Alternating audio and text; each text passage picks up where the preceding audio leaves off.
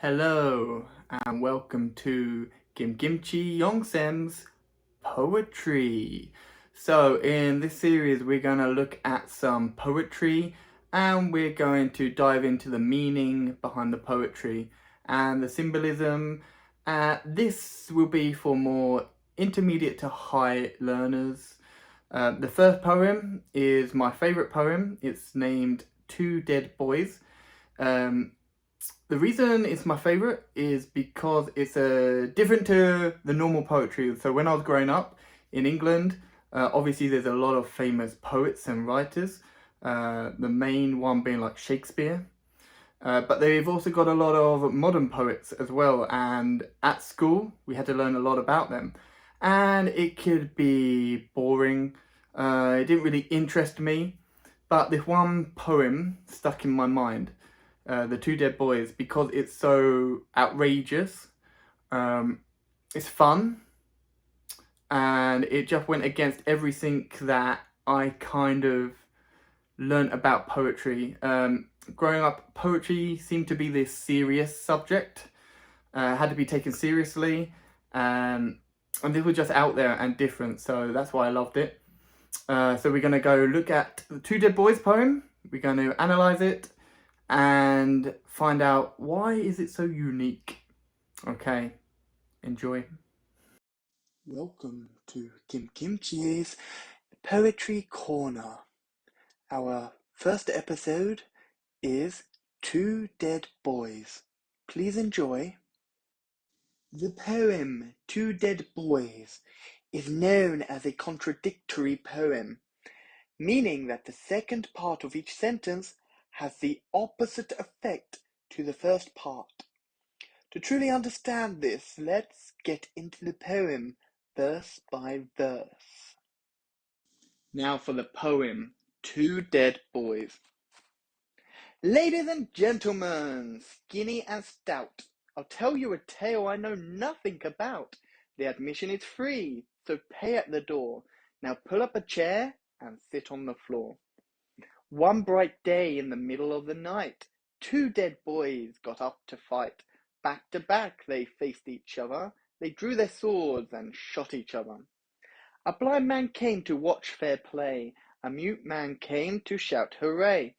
A deaf policeman heard the noise and came to stop those two dead boys.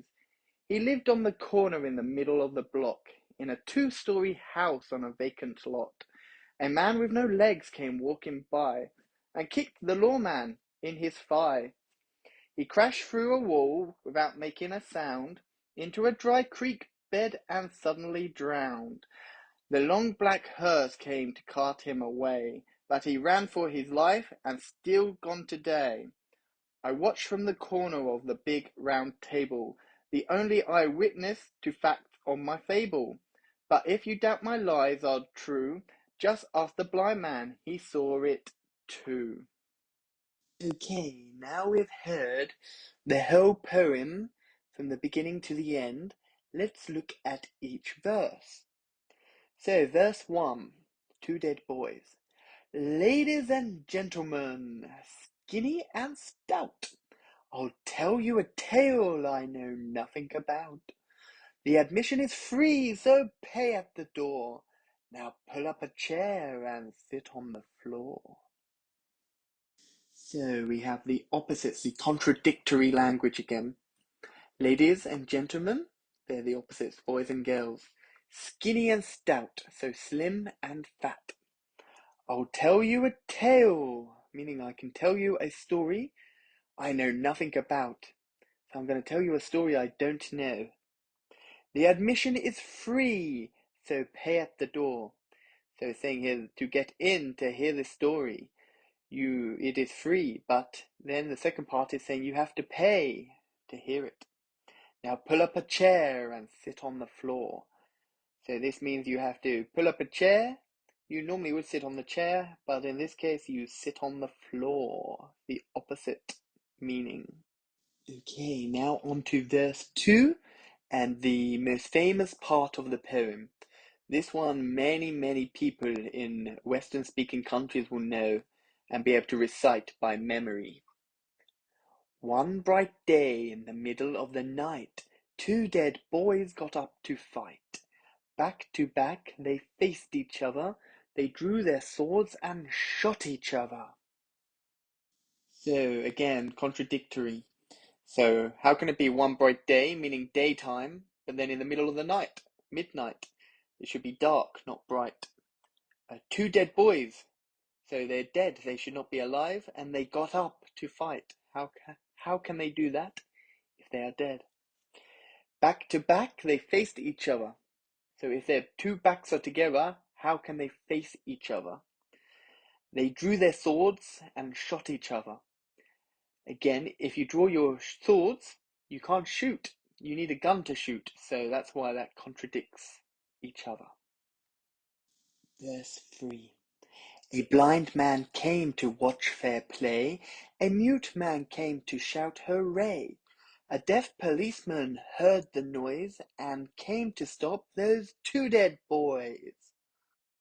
Okay, so a blind man, he cannot see because he's blind. However, in this poem it's saying he came to watch that fight. A mute man. A mute man means this man cannot talk. He came to shout hooray, meaning the opposite. A person who can't talk can't shout. A deaf policeman heard the noise. So deaf means you cannot hear. So in this poem it's saying a deaf policeman heard the noise. How can he hear the noise if he is deaf? And came to stop those two dead boys. Again, how can you stop something that is not alive? Verse 4. He lived on the corner in the middle of the block, in a two-story house in a vacant lot. A man with no legs came walking by and kicked the lawman in his thigh. Again, it says he lives in the corner, but in the middle of the block. A corner is on the end, not in the middle. A two-story house on a vacant lot. So a vacant lot means nothing is there. So how can a two-story house be in a vacant lot? A man with no legs came walking by. If you do not have legs, how can you walk? And kicked that lawman in his thigh. So if he has no legs, how can he kick? Ooh.